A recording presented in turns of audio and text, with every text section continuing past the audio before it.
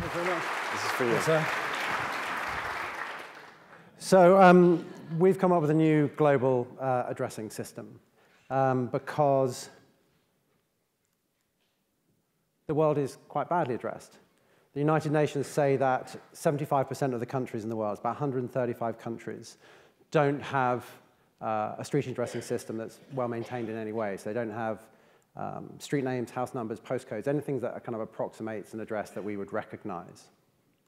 So if you look on a map view of one of the favelas in Brazil, and you see a few streets kind of around the edges, then you flip into satellite view, and you see hundreds, thousands of roads and homes and businesses that are quite literally not on the map.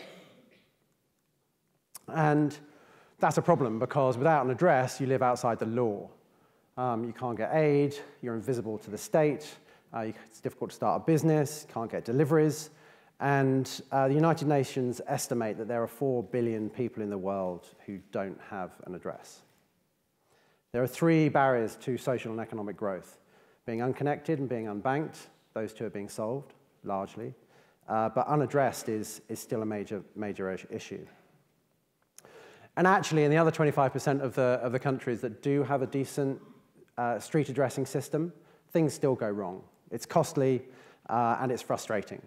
So us Britons spend 22 million hours lost whilst we're abroad. It's the #1 cause of arguments when you travel. At festivals, 80% of calls are about, where are you? If UPS can save their drivers 1 mile per day, that's $50 million saving. In the UK, 0.5% of deliveries fail because of bad addressing. We're the best addressed country in the world. Yay. That costs $770 million. So bad addressing is a really big issue. You could put a street addressing system in. It takes decades, and it costs tens of millions of pounds. This is a house in Ghana. They tried 4 times. This guy's got 4 different addresses on his house, none of which actually work. You can use landmark-based systems. It took this guy an afternoon to deliver 1 letter in Afghanistan. It's just not scalable. Dropping a pin is not flexible. You cannot write a pin down on a wall or on a piece of paper, or in fact, tell someone over the telephone, because it's GPS.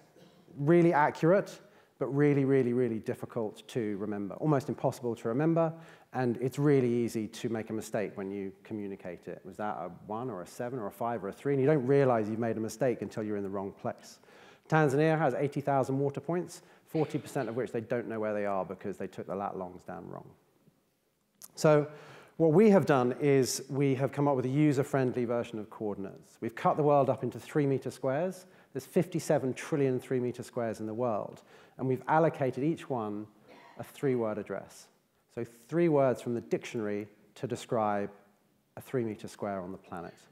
And we've done that in 9 languages, and we've got more coming. So we have an app that allows you to discover your 3-word address and share it with people. But more importantly, we've got 2 lines of code that people are building into their own services and systems. So we're being used in about 107 different countries by all of these different companies who've taken our stuff. So we're being used by tourist guides, travel agents. We were used at Glastonbury Festival, being used in scavenger hunts. But we're also being used in the favelas in Brazil to deliver parcels and packages. We're being used in the townships in South Africa. We're addressing cholera outbreaks in Tanzania. The United Nations have just built us into their disaster reporting app. So our mission is to become a global standard for addressing, recognized everywhere and by everybody. And we're on a mission. We believe that the world would be a better place if everybody could talk about the location of every single part of it easily. Thank you.